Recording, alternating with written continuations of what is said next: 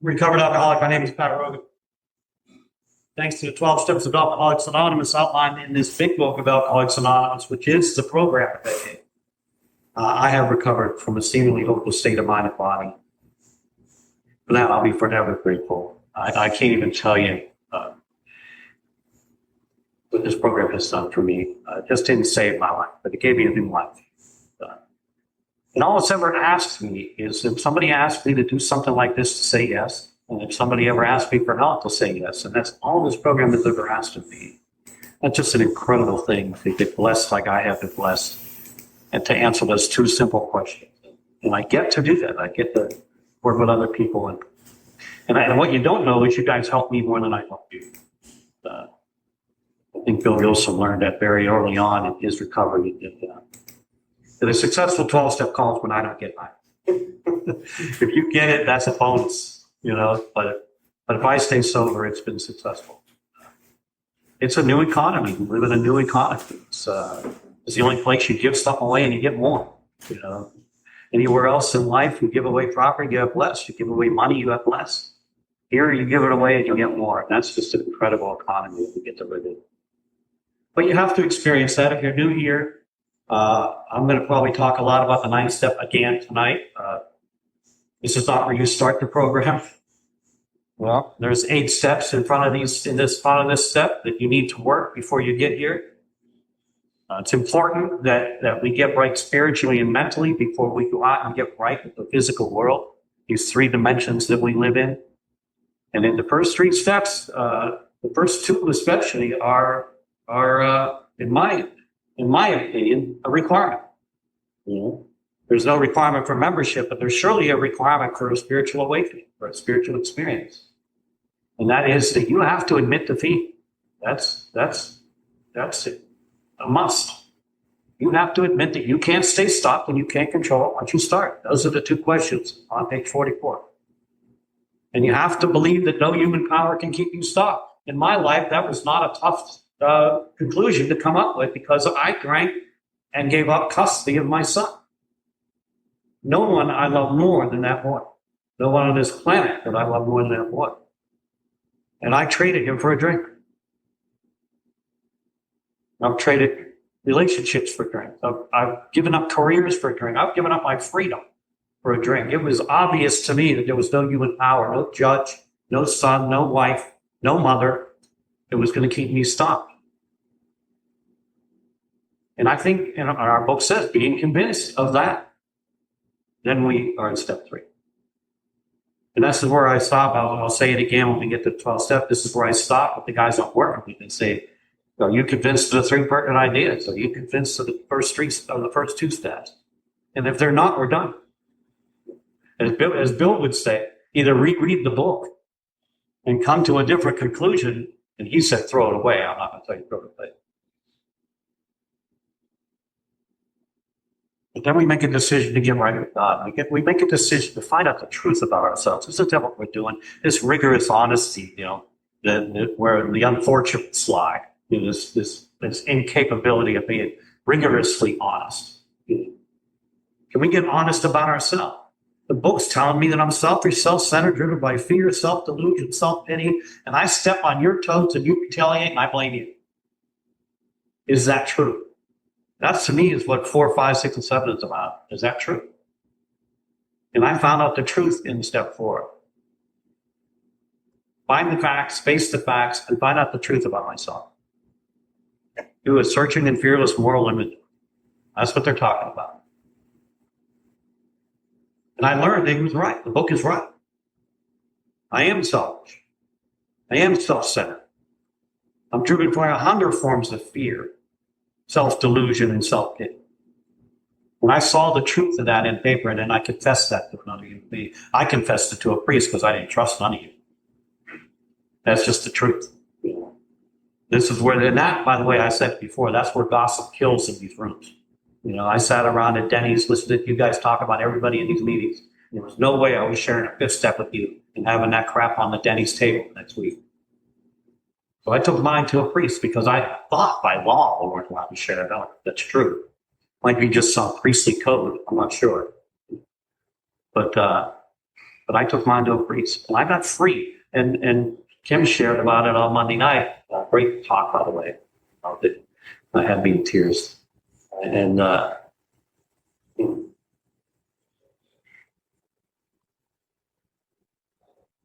had my spiritual awakening in step 5.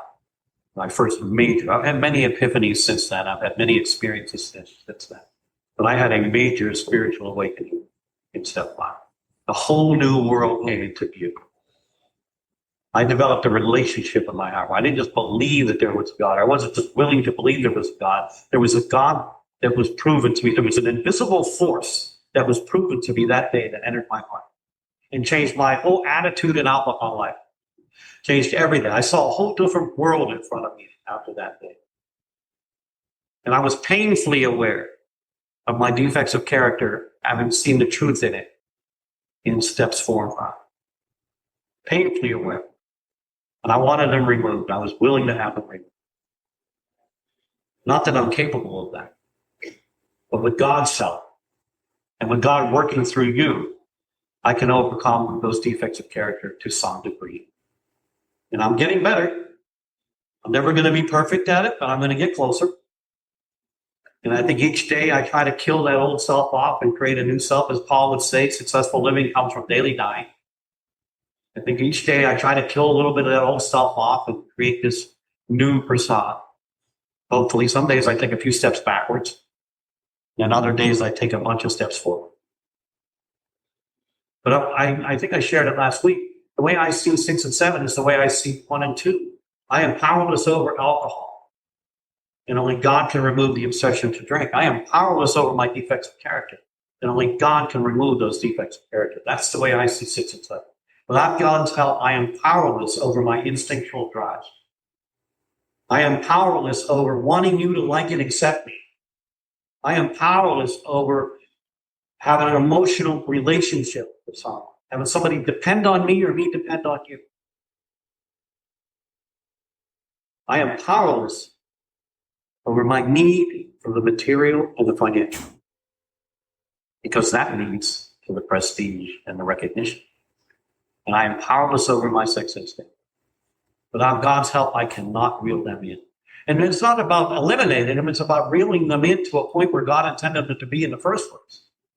Not taking these instinctual drives, this social, this security, this sex instinctual drives to a point where they hurt other people. Keeping them reeled in.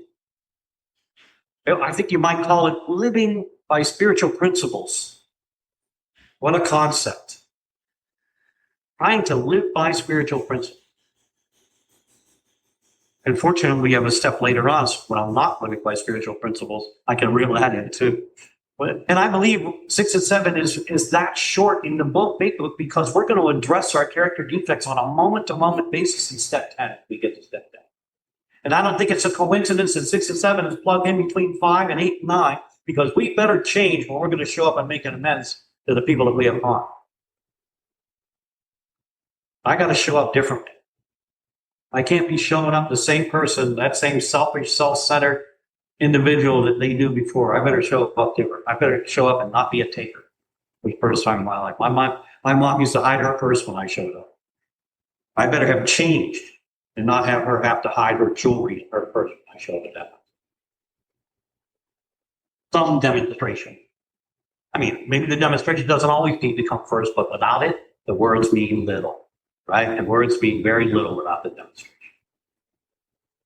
That's why I think that it's a good idea not to make, and look where Bill puts the family events at the end. There's a reason for that. We're going to go make some simple amends before and show them that we have changed before we get to a point where we're going to make amends to the family or to the spouse or to the children.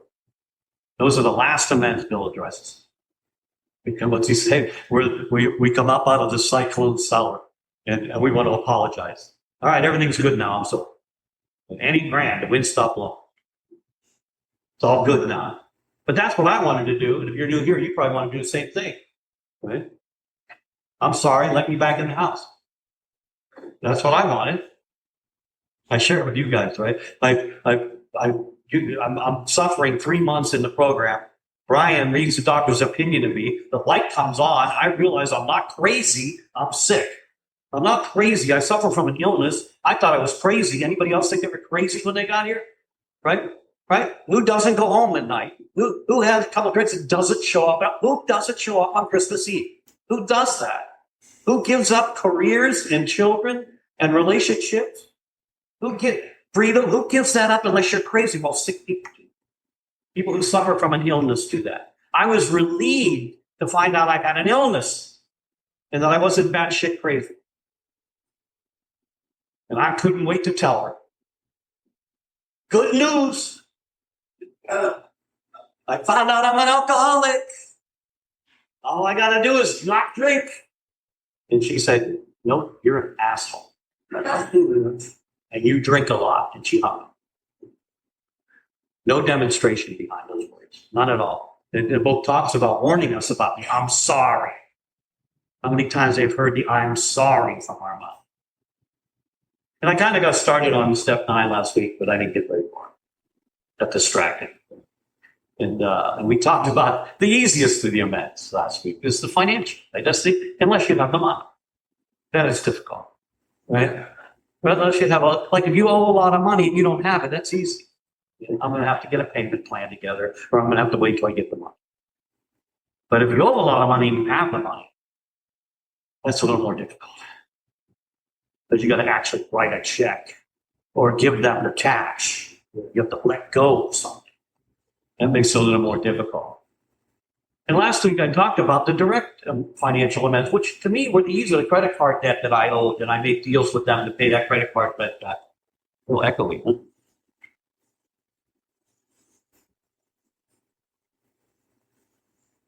The IRS, who decided that I had to pay them back, the one that I was afraid to called me, So that made that a little easier, and I made a deal with them. Right? I mean, they were willing to deal. They just wanted their money. They didn't want any debtor's prison. They didn't want that to go on that road. And I made a deal with them, and I ended up paying it back. Nick, I shared with you about Nick, the one that I was making the indirect amends, and eventually, 40 freaking years later, I was connected with his wife and was able to make a direct amends to her.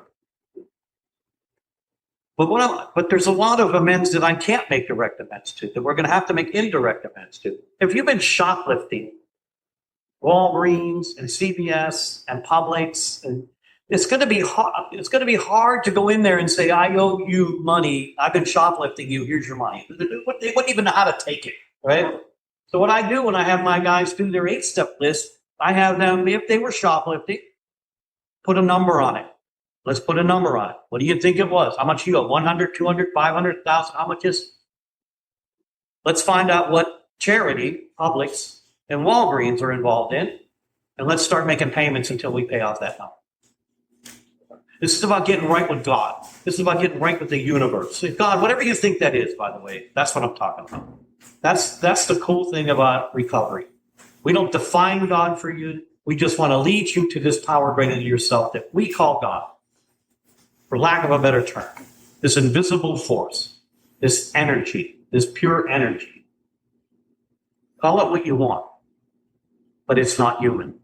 And it's not a freaking tree, or a dog. It could be this group for now. There's a power here.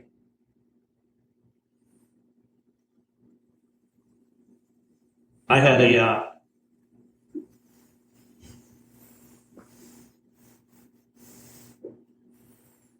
we talked about early on in the seed step about the difference between what I did and the harm, and the harm that it caused, what I did to my mother, stealing her money, stealing her jewelry, or anything else that wasn't nailed down that I could sell. And the night sleepless nights that I gave her because I was out there on a run, whether I was alive or dead, what she was running. Keeping up at night, wondering what was going on with me. I think I shared with you, my mother got a good night's sleep when I was in jail. But I owed her money. She didn't want the money. Didn't want the money. She wanted her son then. And we'll talk a little bit more about that when we get to the family. But I wanted to pay her the money back. So when my mother's air conditioner broke, I took care of her air conditioner. She told me her hair care was, I had a guy go there and I told him, don't you take a dime from my mother, I'm paying. When my mother's lawn died, I made sure the saw guy came. Because of this program, I got some kind of financial stability in my life. And when you're not spending $300 a day on cocaine, you tend to save money.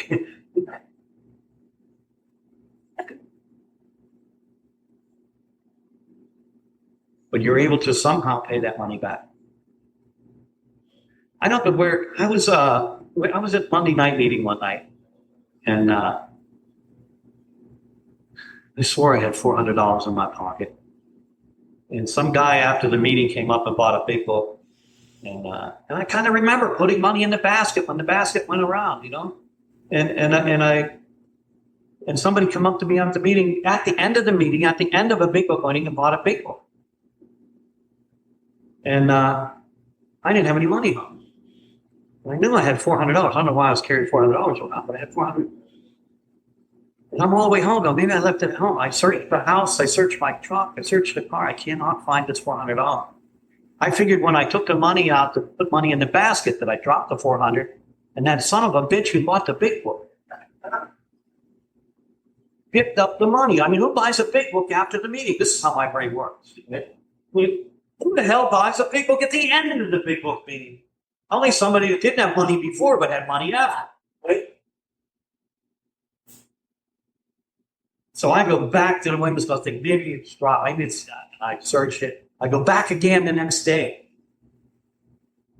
That night, I get that evening after work, I get on my motorcycle and I go to the women's club one more time. It's got to be there. And I finally surrender. I go, okay, let's go. And I'm going to go out to the Everglades. I'm just going to get quiet. I go out to the end of Locks Road to the Everglades. This gorgeous sunset there. I'm sitting there looking at the gators, watching this sunset go down. And what comes on my heart is, I'm talking in the 80s, mid-80s. Me and this AC guy were coming out of this AC supply house. And the guy that came out before us dropped his money on the ground. And him and I picked it up and split it. It was about $400. And here's what God says to me there that night. Now you know how he felt. Wow. The difference between what I did wrong and the harm. It wasn't about the money. It was about the feelings. You know? And I decided, well, how am I going to make that right? And I heard a speaker, heard Pete talk about it one night. He was speaking, I'd probably hear, about making an indirect amends by giving homeless people on the corners money. Not judging them anymore. Not saying you're healthy enough to get a job. You're going to buy crack with it. You're going to go get a drink with it. Stop judging them and just make an indirect amends for that money you stole off of that guy and give them a couple bucks. And I've been doing it ever since.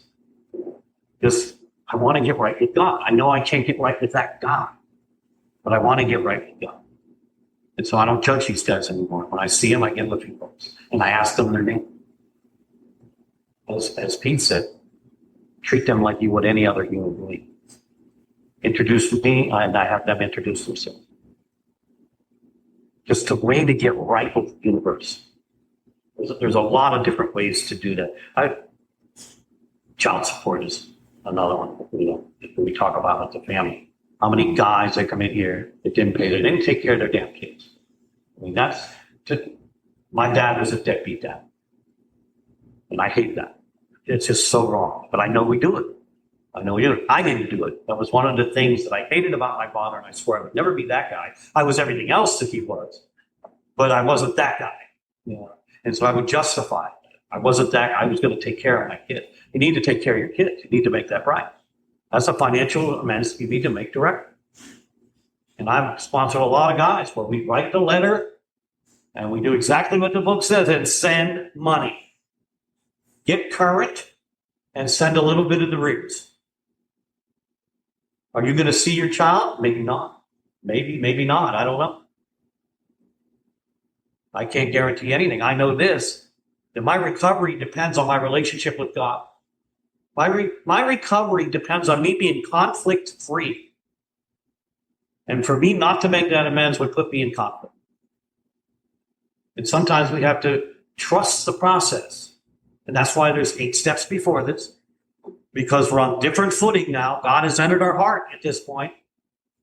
We're on different footing. Somebody else is running the show. I'm not running the show anymore. I don't know how this is going to come out. But I know that if I don't do the right thing from this point moving forward, there's a chance that I might drink a drug. So we send money. And I know guys that were never going to see their kids again. Their mothers swore they would never see them again. You pay off the 20, 30 grand you owe, maybe we'll talk about it. 6 months later, Terrence has got his kid coming down visiting his son. A year later, his son's coming down staying for the summer. 3 years after that, his son lives with him. See, that's how this process works. Now, is that a guarantee? No, it's not a guarantee. That worked out. I've seen cases where it didn't. But it feels good to do the right thing. It puts you conflict free. The book addresses the criminal stuff. Not that there's any of you guys here.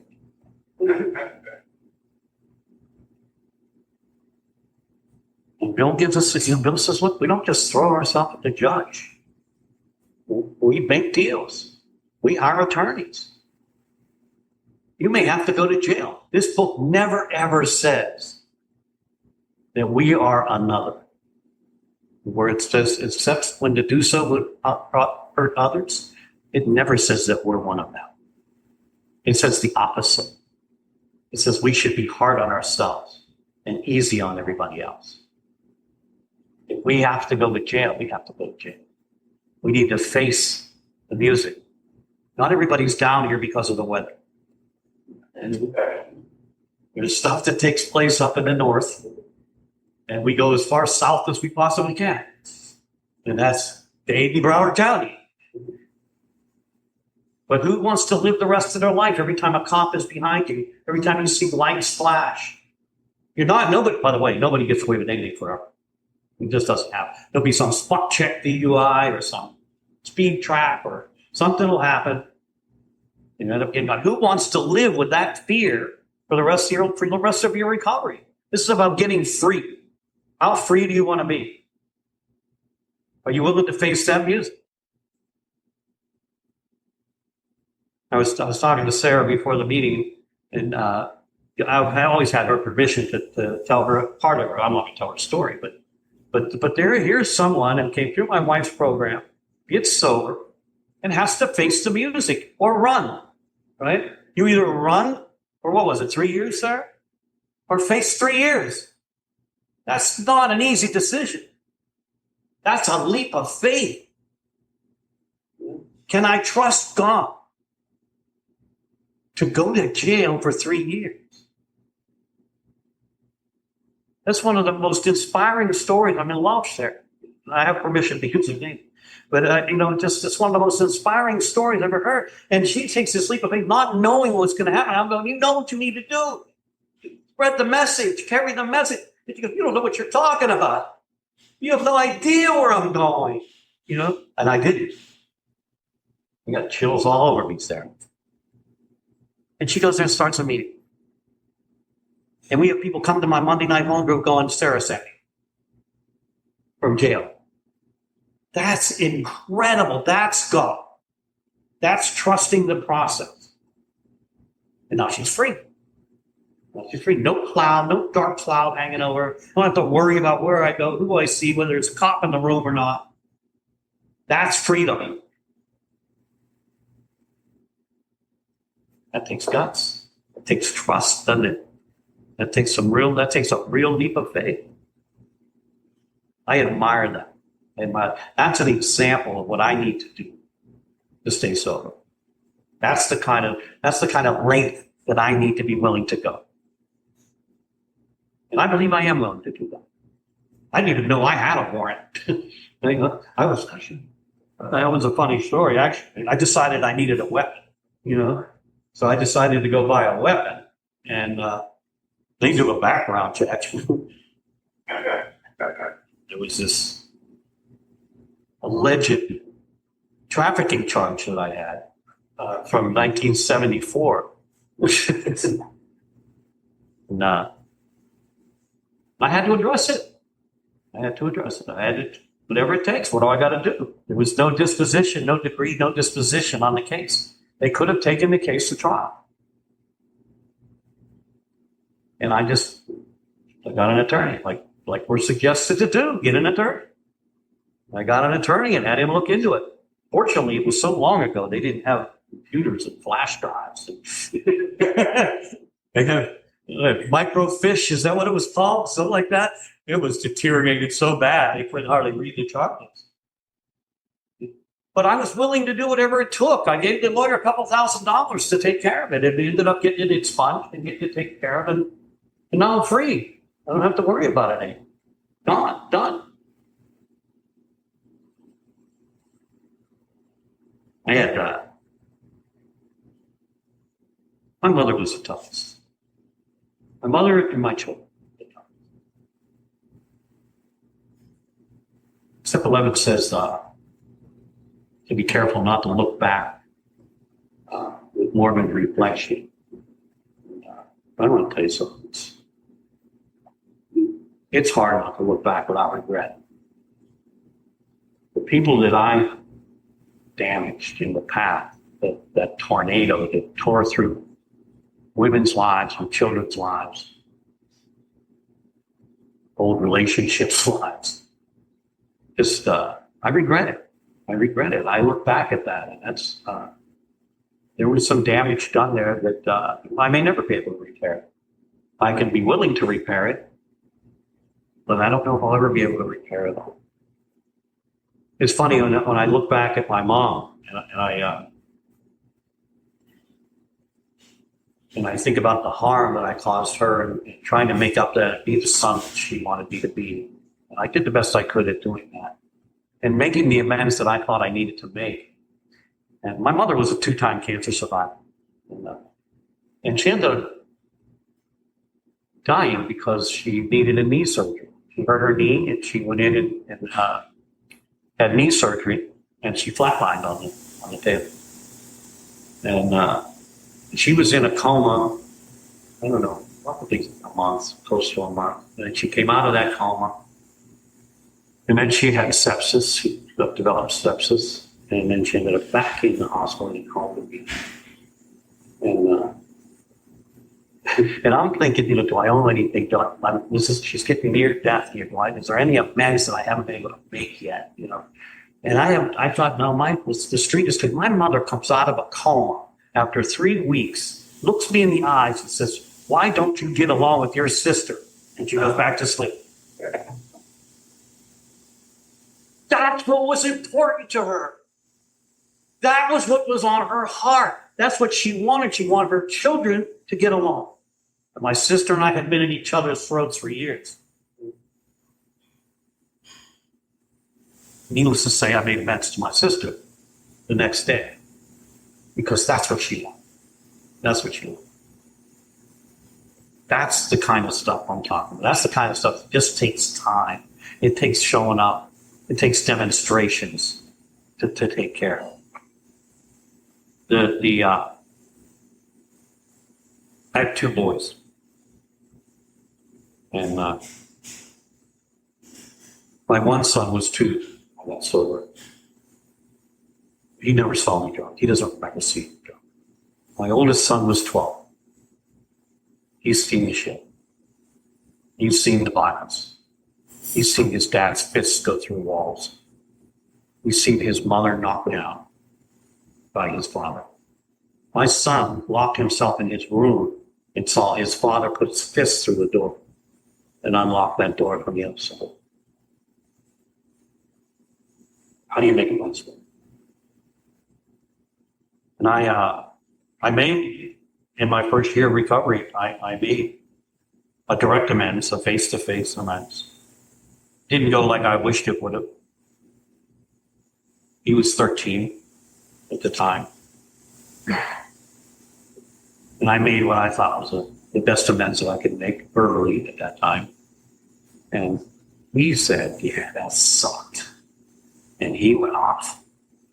He went off. He said, one of the worst days of my life was the day you guys got back together. You know, when you moved on, I was happy. When you moved back in, not so much. That hurt. And it wasn't that we didn't develop a relationship after that. You and I had a pretty good relationship. 27 years later, I'm doing a step series down at the, the group down in South Dade. It'll come to me one time. There's like a couple of voices going on. 3 conversations that go on. One of them is thinking about work tomorrow. The other one's here. And the other one now will be trying to figure out what group that was. So my son sends me this text during the meeting. And after the meeting, I get this. It says, I want to thank you for all the skills you've taught me and the ethics you've driven into me about working hard and doing what's right.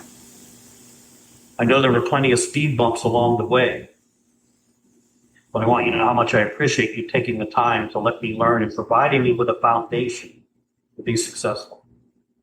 I don't know if I could ever really thank you, and I just hope I can continue to be that person for my kids. I love you, and I look forward to the next time we get together. I wrote him back. I said, thank you so much. I'm so proud of the man you've become. I couldn't be prouder. Yeah, there were bumps along the way, and I truly regret that. But you and Joe have always been and will always be the most important people in my life. Thanks for being you. I always look forward to seeing you. Can't wait to see you again. He writes back, don't regret anything. It was all part of the journey. Never been mine.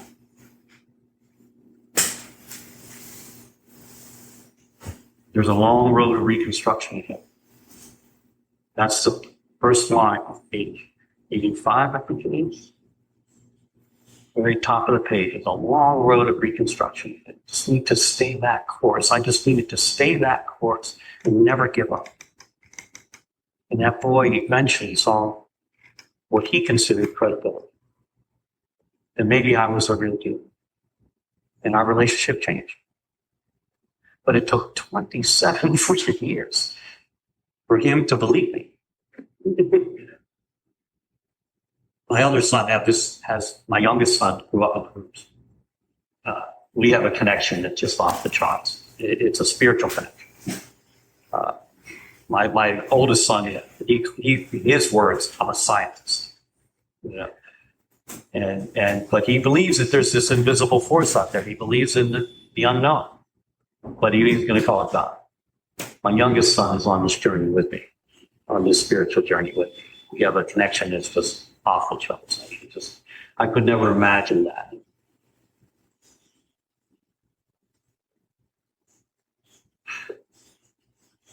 I didn't want you. I don't think I've ever shared that from the program. I didn't want you.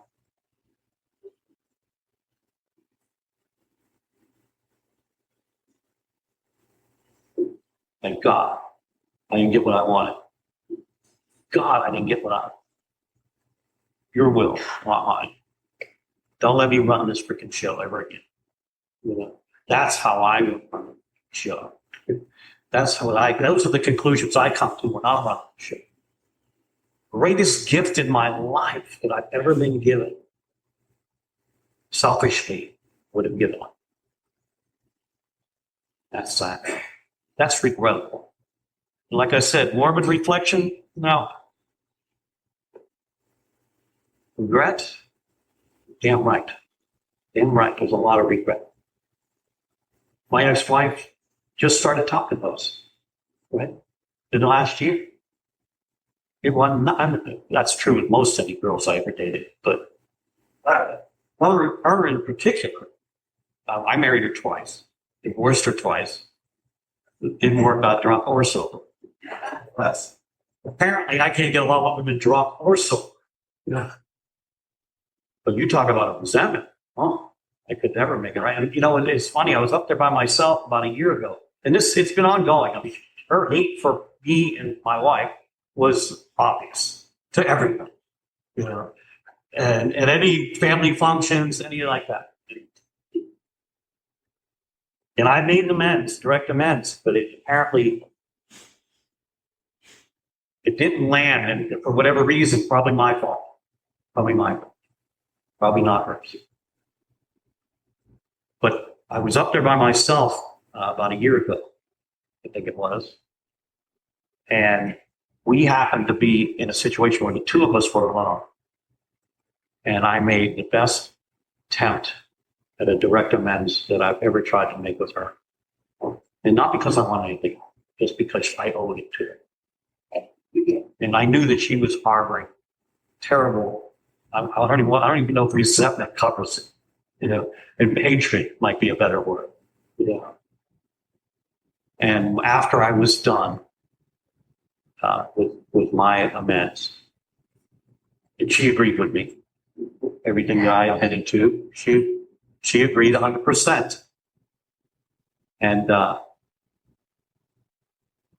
she changed. Right? The next time we were there, it was a different person. The next time, we're just totally different. Actually talked to Karen. Actually talked to my wife. And was cordial the whole time we were there. It was just amazing if we just continue that reconstruction, just continue to try to make it right. I had my very first girlfriend ever.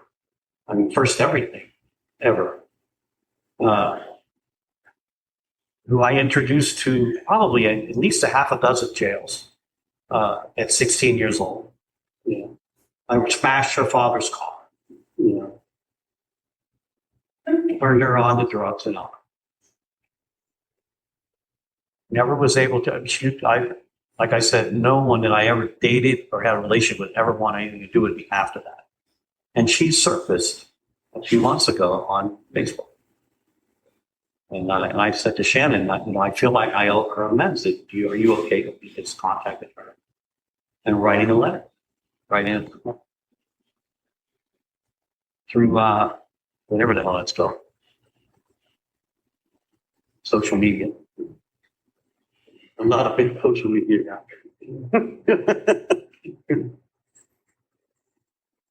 So I made an amends, attempted amends, and regretting, and that's how I started. I really regret my behavior, regret putting you in those positions in those jail cells, and so on and so forth.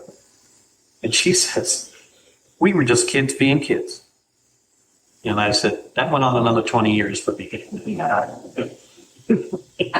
You may have grown out of it. Went on another 20 years. I'm gonna end this. I stole this from Charlie Parmalee. I just love doing it. It's just so true. Charlie was my mentor. If anybody knows Joe and Charlie, Big Book Seminars, and why I do the Big Book Seminars, because I got sober from somebody who came out of the Big Book Seminar and used that experiment on me to see if it worked. And I've just been a Charlie Parmalee clone my whole life. I'm a Big Book guy.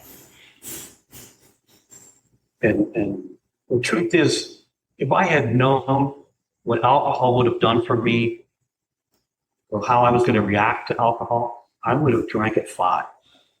I was a tormented kid. I really was. And I don't, like I said to you earlier, the first week I was here, I have no idea where that torment came from. I don't know if I was just wired that way. Fear, torment, anxiety, call it whatever you want. I love Clapton calls it torment. And I love that word. Because that's what it was. Hated me. I hated being me. I hated who I was. I hated the way I felt. I hated the way I looked. I was always shorter than, smaller than, skinnier than, freckles, ears that stick out. We look in the mirror and we see this troll. Why do I have to be a troll? Why can't I be that guy? Why can't I be a jock? Why can't I be? Why am I always the next to the last kid picked in gym class? Just tormented, and I really was.